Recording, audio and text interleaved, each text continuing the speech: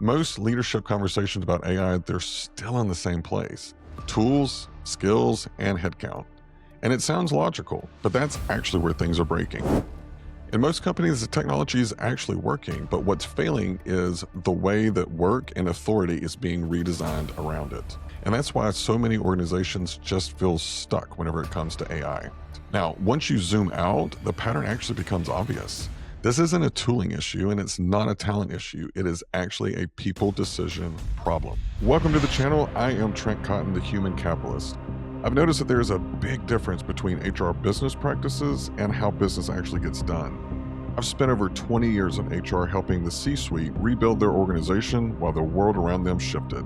I've designed this channel to be an intelligence briefing on the business of people. So, if you're a CEO, board member, or a CHRO looking for the signal in the noise, welcome to the channel. Now, let's get to work.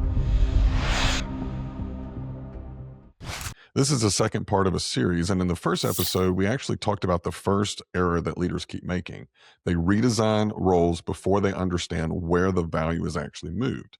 They automate tasks, they consolidate jobs, they strip out the middle before they've defined where the judgment, coordination, and accountability are actually going to live in this new age of AI.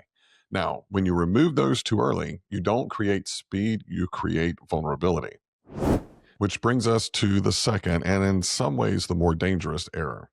Because when leaders don't rush into restructuring, they often fall for this one.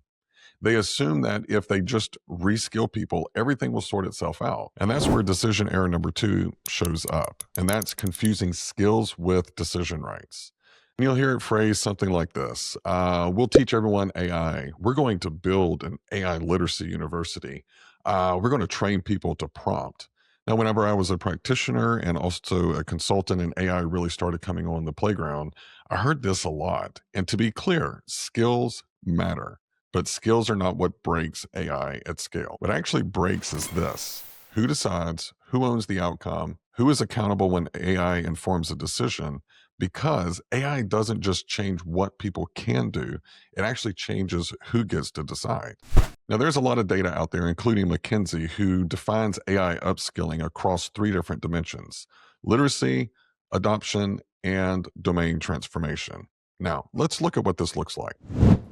Now, here's what shows up in the real world. AI makes a recommendation. A human chooses to follow it, not because it's perfect, but because it feels objective. And decision authority quietly shifts from the human to AI. And when something goes wrong, no one's quite sure, like, who approved this? Who could have overridden this? And who had the right to shut it down?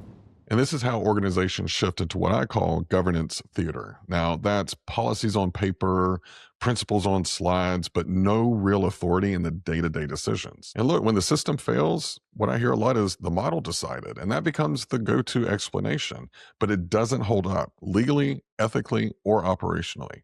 Let's think about it in a different way. Say a driverless Uber runs someone over. Is it Toyota, the car maker, responsible? Is it the software developer who built the algorithm, or is it the passenger? And this is why it is so important to get out of that governance theater, because you can teach your teams about AI and how to leverage it all day long. But if you haven't decided who owns the decision that the AI is touching, you don't have true transformation, because governance determines whose decisions are actually being sped up. So here's the second hard truth and the result of the decision error number 2.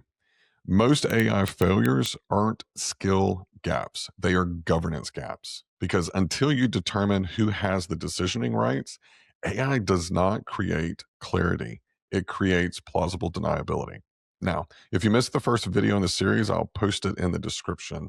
And make sure that you like and subscribe to the channel and stick around for decision error number 3.